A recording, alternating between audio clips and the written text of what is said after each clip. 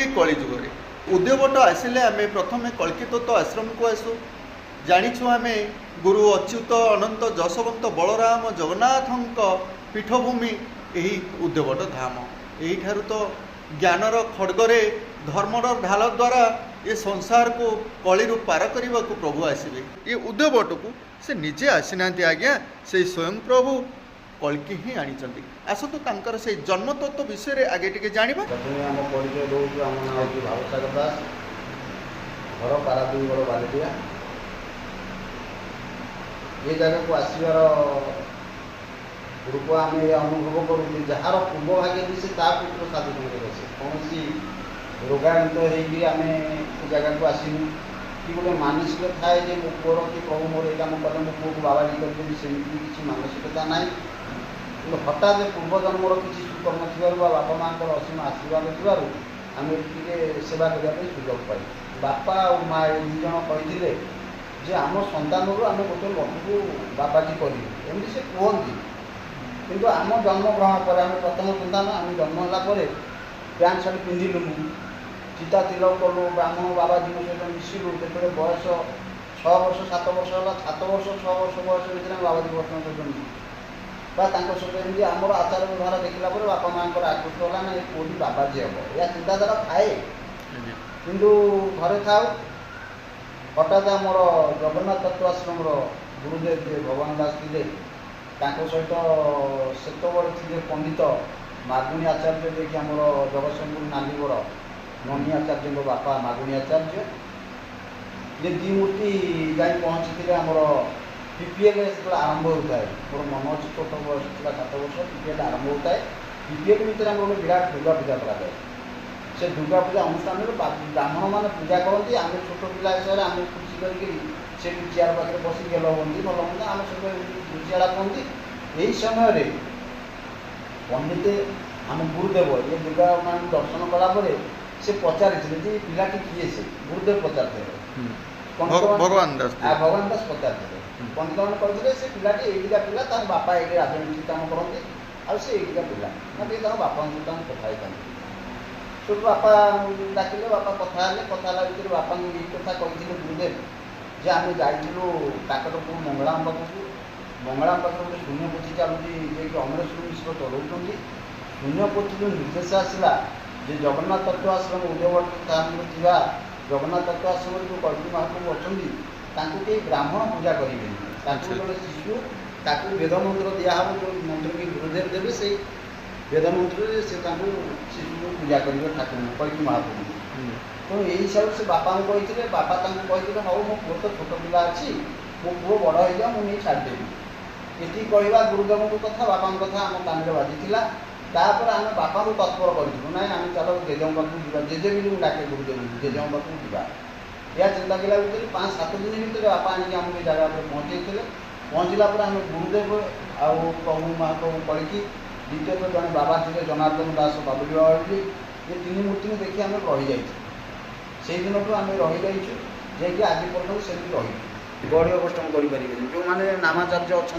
हरकृष्ण महामंत्र धरुंच निताई गुरु नामाचार्य जो मैंने अच्छा से मैंने समाधि पूजा करेंगे समाधि कार्य भाग हो पारती किए जन गुरु भाई चलीगले कार्य जाई अंशग्रहण करेंगे किंतु समाधि पूजा से अंशग्रहण करें द्वितीय कथा उदयवट हूँ एक अवधूत संस्था जो संस्था कि सी समाधि फूलपाणी देवा हेल्ले तुम्हें नीति नियम क्षेत्र अच्छी जोटा कि मत प्रतिवाद करते 3 वर्ष सेवा भितर आमको ये कथा उठीला जे तुम्हें तो आम समाधि पूजा करुच तुम्हें कहीं जाए प्रतिमा पूजा पुणी करुच तेणु आम से दिन बुझीलु जे समाधि पूजा करे हूँ तो से प्रतिमा पूजा कर